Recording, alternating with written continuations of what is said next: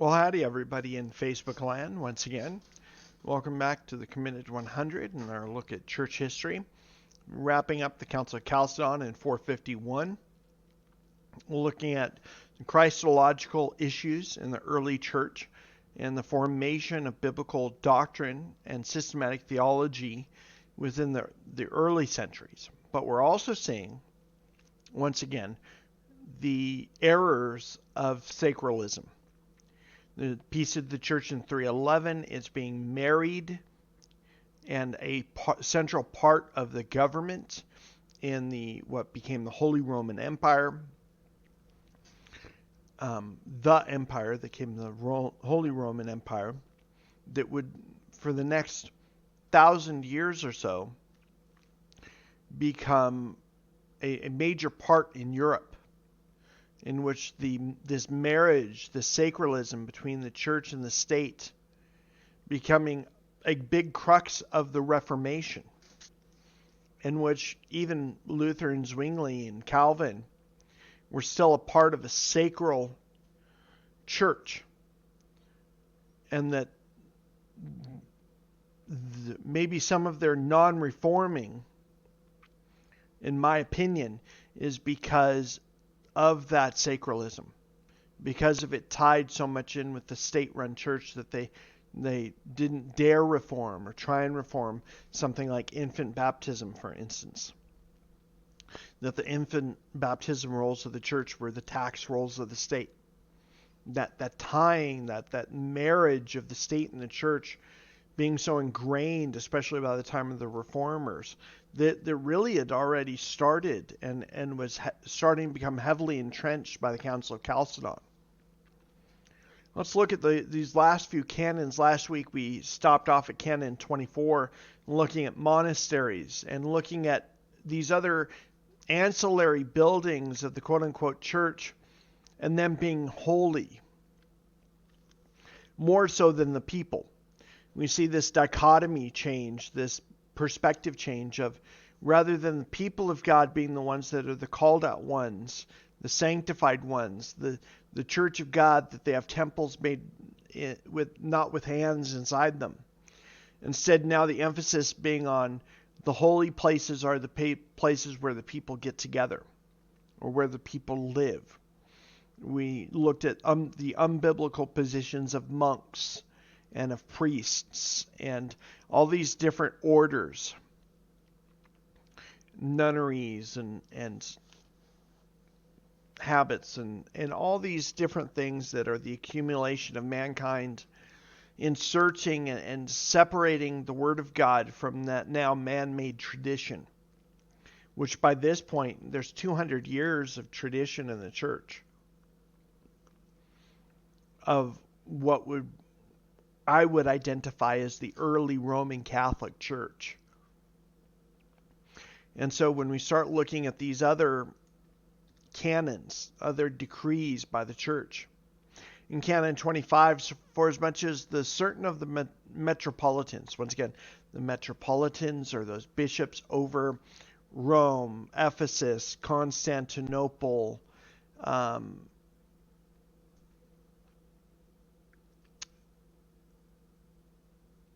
Asia Minor, by this time 5 to 7 metropolitans over certain areas, being the bishops of many churches, being given more prominence and more authority, especially the metropolitan in Rome. As we have heard, neglect the flocks committed to them and delay the ordinations of bishops. The Holy Synod has decided that the ordinations of bishops shall take place within 3 months, unless an inevitable necessity should come, time require the term of delay to be prolonged. And if he shall not do this, he shall be liable to ecclesiastical penalties. Once again, this beginning of what's called canon law within the Roman Catholic Church, which various forms and the split between the East and West Church still have their own forms of canon law. The same thing with the Episcopal Church, and in many ways the Lutheran Church as well. This canon law being a separate section of the law in which there could be both civil and ecclesiastical penalties. That a bishop that didn't go along, or a metropolitan that didn't ordain these bishops, could be held, fined, or even imprisoned because of not following one of these canons. And canon law had already been started to evolve with each of these councils. Now, we don't see it being given the title of canon law for another couple hundred years. But this is once again the beginnings of the formation of what we would know of the church in Rome. The primacy of the Bishop of Rome, which then becomes the Pope, which even by this time they're starting to use that language. And if he shall not do this, he shall be liable to ecclesiastical penalties. And the income of the widowed church shall be kept safe by the steward of the same church. So, in other words, if a bishop is not ordained and set as to be in charge over the individual church, that whoever's the steward of the church shall be the one to keep the church purse safe until that time is that the bishop should come. Once again, an unbiblical model of, at least in the churches where I've pastored, I don't want to know who gets what. I don't want to have control of the purse strings. I don't want to be able to write checks. I don't want to be... Whoever's the treasurer for the church needs to take care of that. Give me round figures so I know where we are as far as budget and how much of a budget that we have for ministry. But besides that, I don't want to be accused of digging my fingers into the offerings. So that there are those in the church that become the stewards of God's money. And yet here, by this point in time, the bishops have a major say as far as the funds that come in. And many of them were made rich by the money that would come in. This becomes especially important later as the split between the Church of England and the Church of Rome. Why did the Church of Rome want to keep the Church of England? Because of the money that was coming in from the churches was vast. That the individual bishops were making a very large sum of money, which still to this day, that is why you would buy a bishopric. That is why you would buy your way into the church, because it could become very lucrative for you to do so. Even though if you were a monk and had given a vow of chastity and a vow of poverty, you could still indulge in the money of the church. Canon 26, for as much as we have heard that in certain churches the bishops manage the church business without stewards, once again, going back to the money thing.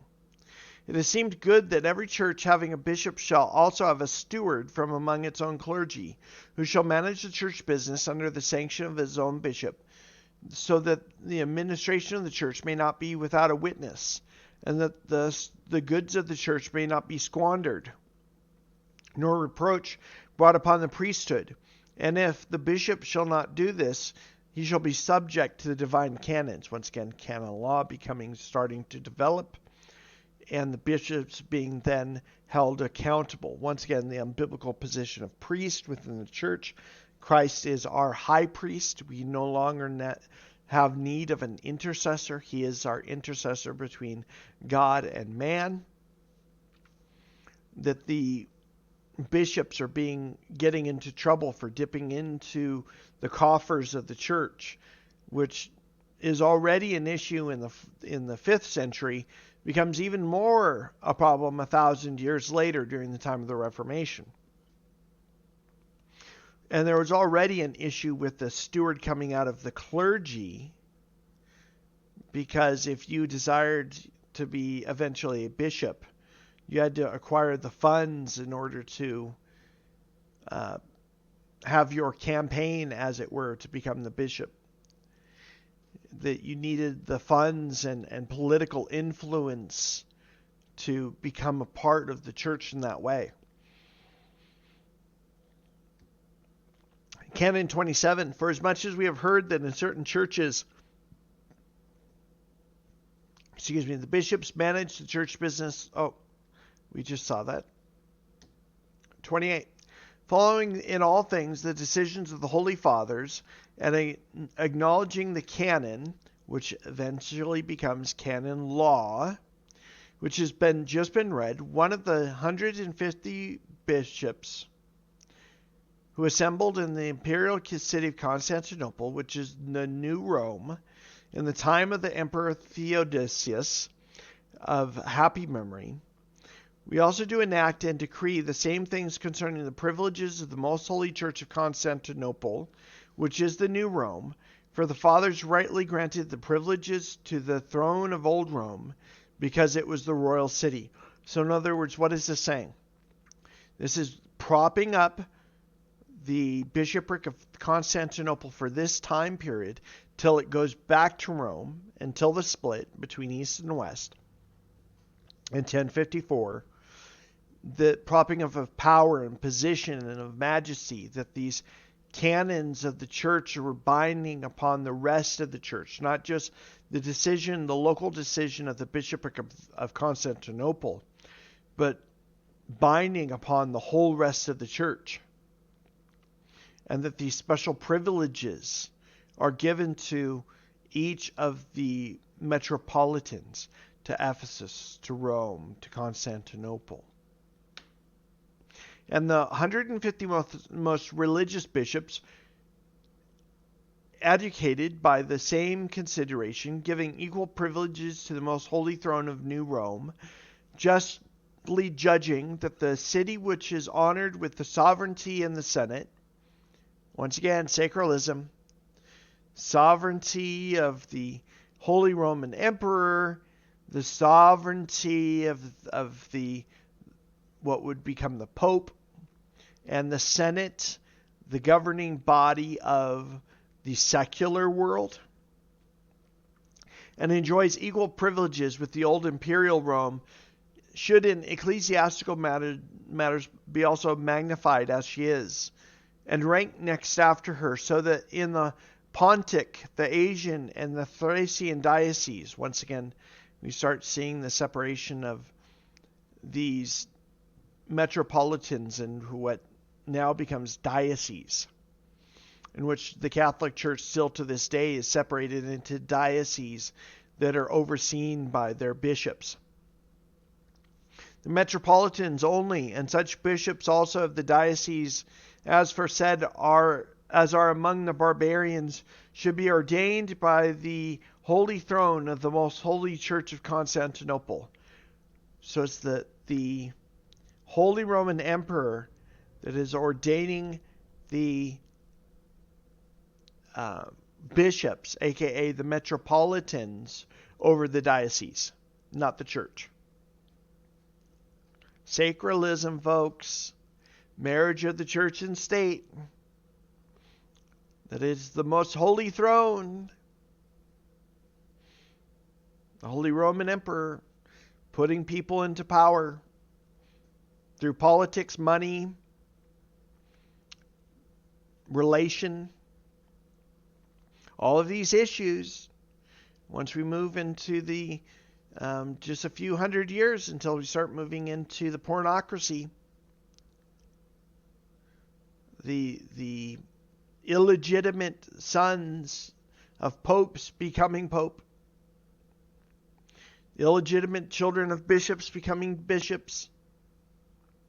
You had to get an indulgence for it, but it's still possible. Once again, the error that creeps into the church. Where is this in the New Testament? Where is this in Christ's setting up of his church? Nowhere. Every metropolitan of the aforesaid diocese, together with the bishops of his province, ordaining his own provincial bishops, once again, So we see this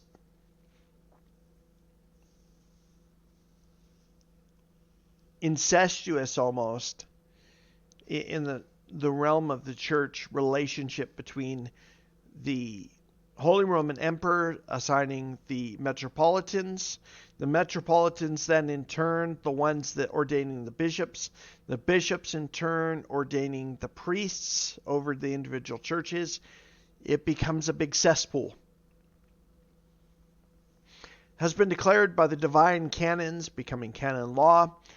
But that, as has been said above, the metropolitans of the aforesaid dioceses should be ordained by the Archbishop of Constantinople, and after the proper elections have been held according to custom and have been reported to him. Elections, campaigning for your position as bishop and archbishop, getting that ordination from the Holy Roman Emperor. You see the beginning of a political system within the sacral tradition. 29. It is sacrilege to degrade a bishop to the rank of a presbyter, but if they are for just cause removed from the episcopal functions, neither ought they to have the position of a presbyter. And if they have been displaced without any charge, they shall be restored to their episcopal dignity. Once again, there's a great separation in the office of a bishop to those of a presbyter or those that are in charge of an individual church. The presbyter is then in charge of priests, the priests in charge of monks, the monks in charge of the laity. This extra biblical system being instituted and formally structured at the Council of Chalcedon and continuing on with each council hereafter. These extra biblical positions beyond those of the pastor and the deacon being the downfall of the Holy Roman Empire, separating themselves from the true church because of this extra biblical stuff, because of their marriage to the state. And Anatolus, the most revered Archbishop of Constantinople, said, if those who are alleged to have been removed from the episcopal dignity to the order of presbyter have indeed been condemned for any sufficient causes, clearly they are not worthy of honor of a presbyter. But if they have been forced down into the lower rank without a just cause, they are worthy, if they appear guiltless, to receive again both the dignity and priesthood of the episcopate. So once again, we're talking about now that there's a hierarchical structure, they're setting precautions against being totally kicked out. We see this taking place in our own time in the hiding of abusive priests. That they aren't just kicked out of the church. Oh, no. Instead, you can go over to this church. Or if you were a bishop, now you're just a regular priest. Go over to that church over there that don't know about the fact you've been playing around with little boys. Because there was a separation and an ability, because it was a sacral church for such a long time, protections, legal protections being put around the church. And them going through their own canon law rather than the judicial law of the secular in order in dealing with these priests starts all the way back here in the Council of Chalcedon. Once you're an archbishop, you can get just knocked down a little bit lower. And if you're a bishop, you can just get knocked down to a presbyter. If you're a presbyter, you can just get knocked down to a priest. Ultimately, not getting kicked out of the church because you're a pedophile or some type of sexual deviant. No, there's these protections being placed around your position. Canon 30. Since the most religious bishops of Egypt have postponed for the present their subscription to the letter of the Most Holy Archbishop Leo, there was a little bit of drama between East and West already at this point. The Archbishop of Constantinople, being in what we would now consider post 1054 the East, and Egypt, Alexandria, Egypt, Ephesus, Rome being considered West. There was already some banter back and forth. Bishops of Rome and of Constantinople trying to kick each other out of the church. Not because they opposed the Catholic faith, but because they declared that it is the custom of the Egyptian diocese to do so in such thing without the consent and order of their archbishop. So in other words, there's not a subscription to a singular process. There was no manual. Sometimes when you start work at a company, they give you a operations manual.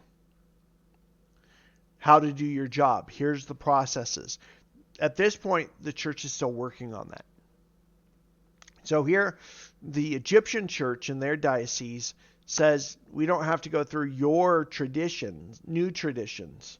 We already have our own. And asked to be excused until the ordination of a new bishop of the metropolis of Alexandria, it has seemed to us reasonable and kind that this concession should be made to them, they remaining in their official habit in the imperial city until the archbishop of the metropolis of Alexandria shall have been ordained. So in other words, they're saying, hey, we got to get stuff done. We're waiting on this new bishop. We're continuing without you until this gets done. And then now the Bishop of Constantinople, for the time being the Pope, is saying, well, let's show them a little grace and let's let them do what they want to do because they're older than we are. The Bishop of Rome, Liberius, was also deposed until he signs the Arian Councils of Verminum and Sirmium in 359, 347, and 378. So what was happening is that the East and the West.